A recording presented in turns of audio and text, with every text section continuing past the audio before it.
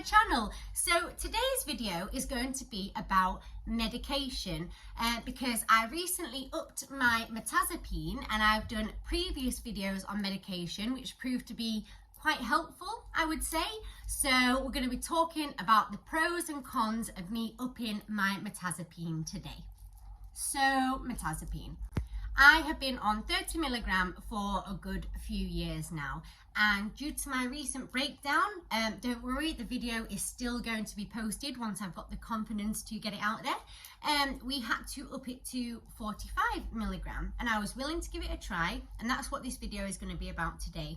So I assumed it would be just like taking the lower dose but a bit stronger, but let me tell you, it's like taking a whole other medication. So the aim for this video, if you are thinking about taking Mirtazapine, I want to help you know about the pros and the cons.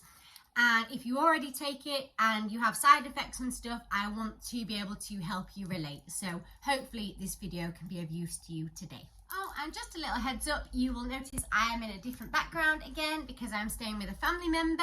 I'm having a lovely time, but I really wanted to get this video out there today because I truly think it can help. So in regards to the medication I'm prescribed, I take olanzapine, mirtazapine and diazepam.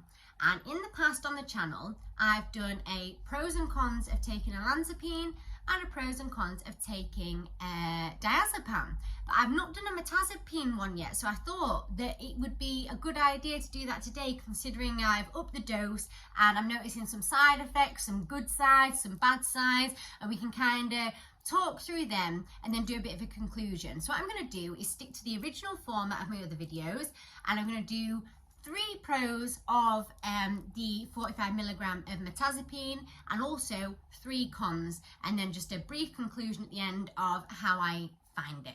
So without further ado, let's get on to the pros and the cons of mirtazapine at 45 milligram. One last thing to add before we get into the video. So I have been on the higher dose of the medication for around just over 3 months now.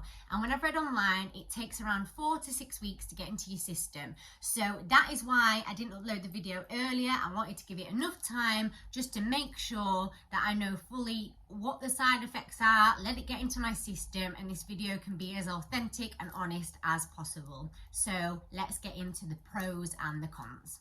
So, pro number 1, it has kept me safe, and I can 100% guarantee that. So, if you see my breakdown trailer, you'll know I went through a bad patch. I will post the full video when I got the confidence to. I'm just a bit nervous, but I'll try to get that out ASAP, and I was in a bad way, let me tell you. It was chronic, severe depression. Now, I'm normally a very positive, upbeat person. I have like a zest for life. I enjoy being productive. I enjoy doing things. I enjoy living life to its fullest. And this breakdown, it destroyed me. And that's where I had to seek medical help, which is where they advised that I up the mirtazapine. So I was having very dark and bleak thoughts and didn't want to be here anymore, which isn't really like me, and it was severe and it was bad. So once the medication had given time to get into my system, it really helped with this, and it really helped me feel like I had a bit of a safety net to fall back on, and that I was able to continue my days without the risk of acting on impulse and doing something that could potentially endanger or harm myself. So I'd say that's a pretty big pro to start with, because maybe it kept me alive. The 30 milligram, yep, all good, and I've always seemed to agreed with mirtazapine. It's the first antidepressant I ever tried, and it seemed to work well for me, but upping the dose just helped me get through this breakdown, and I've stuck on the higher dose since then. So that is pro number 1, is that it kept me safe during the worst of my times, if you like, and during the worst of my breakdown, and it helped me get through that period and keep myself safe and comfortable, I'd say. Yeah. Pro number 2, a little bit different to keeping me safe, is just the impact it had on my mood. So it had a massive impact on my general overall demeanor, my mood, how I was feeling during the day. And if you are watching my channel, you'll know that I suffer with body dysmorphia, which is where I have severe issues with the way I look, my face, my body, everything. It was debilitating, and it has helped with that. And another thing it's helped as well is my OCD. And I didn't know at the time that it would help with OCD, but it certainly has helped me tackle those behaviours. But I feel now, when I wake up, I feel like I wake up with that kind of like, oh, here's the day ahead of us, like, let's go get it. You know what I mean? Rather than waking up thinking, oh no, not a whole day ahead of me again. It's like it's turned it on its head, and it's put me in a positive frame of mind, and this is consistent as well. So that is another really, really positive thing that this medication has done for me. It's improved my mood, it's made me more positive, it's helped me able to communicate with people better because of my elevated mood, and just feel like the real Jordan again. It's helped me get the real Jordan back, and that zest for life back, and I can't thank the medication enough for that. Pro number 3, and I do need to tread a bit lightly with this one. It has induced hypomania with me. Now, this is different to mania. So, hypomania is when I feel productive, I feel like go, go, go, I get absorbed in my tasks, I get in something called a state of flow, where you're just doing something you enjoy so much that the time just flies by, and that's safe and that's fine.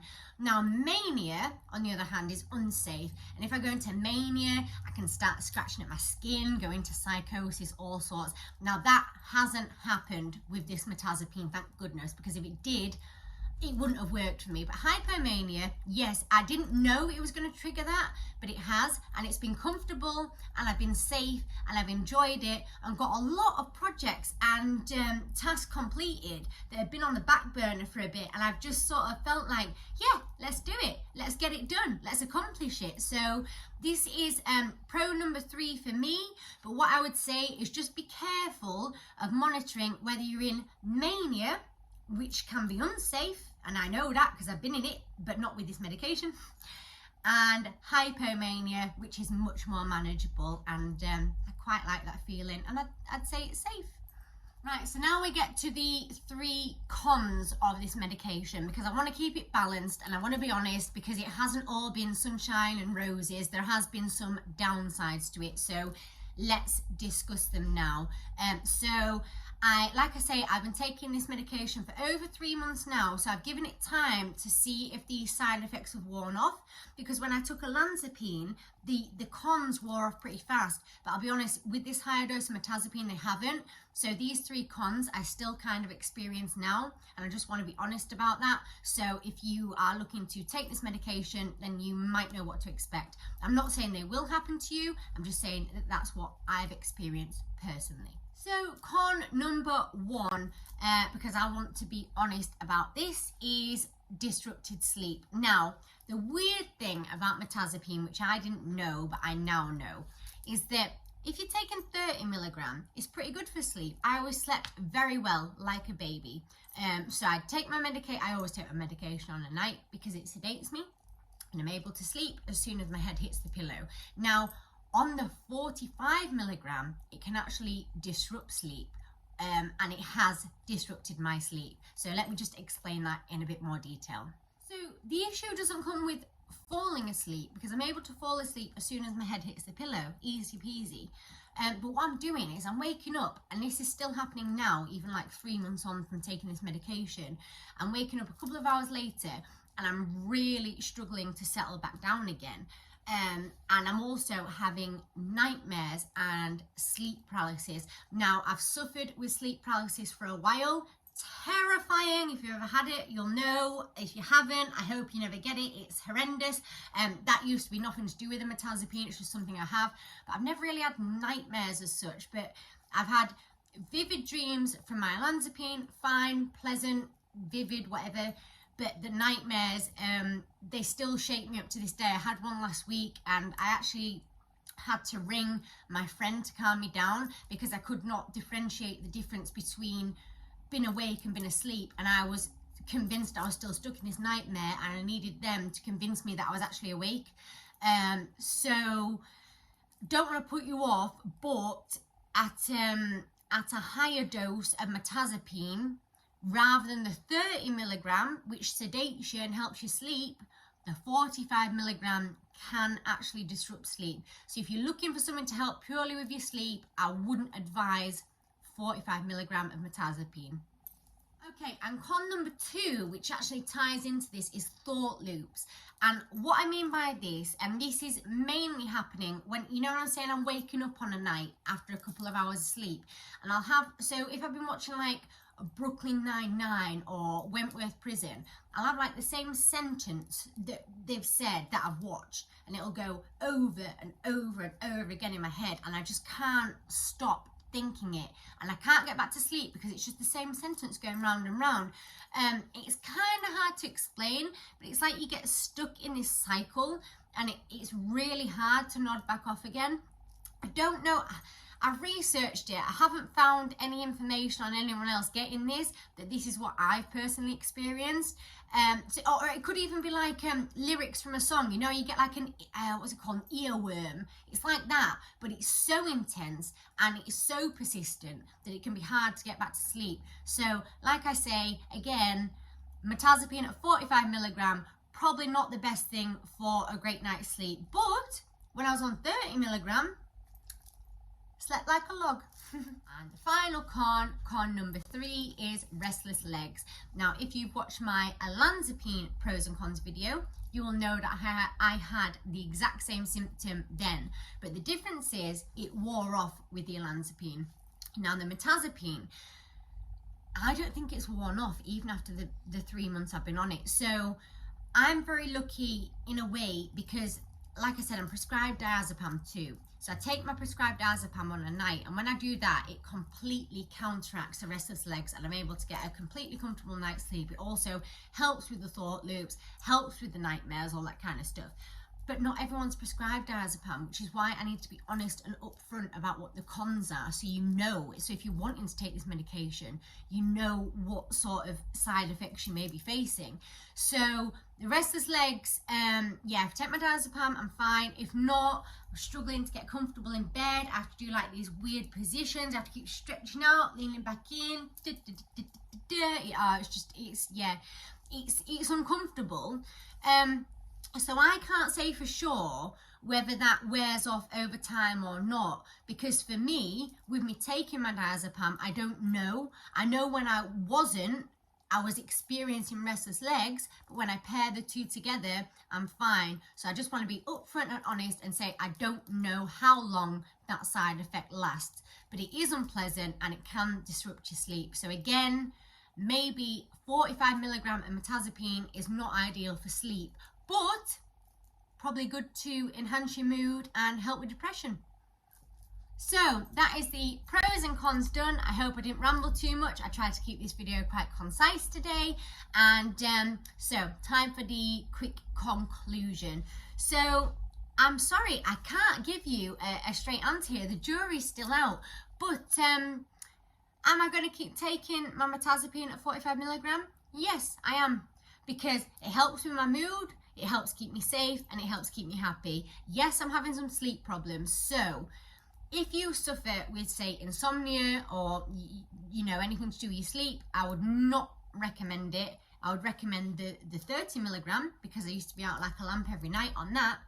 But if you're struggling with your mood, etc., on like severe or chronic depression, I really do think that this higher dose of mirtazapine does help.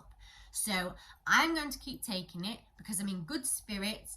I've been productive. I'm back with myself again. I feel like me again. I mean, you'll even see in this video, I'm back wearing like proper clothes and stuff and done my makeup, and like I've just got that passion back.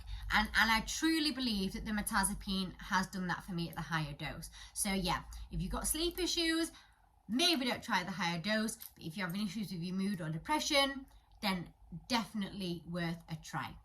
I should have said this at the start, but I'm going to insert it at the end. I am not a doctor. I am just a girl who is prescribed Mirtazapine and I want to help. So I do videos on other medications, so I will leave a link in the description for olanzapine and diazepam on videos I've done in the past in case that interests you too.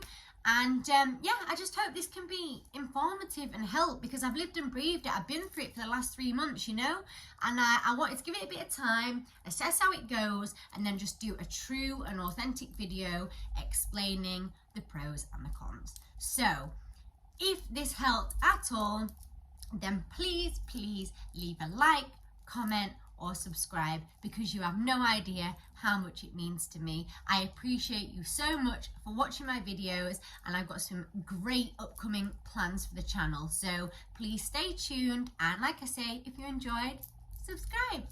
Ciao for now.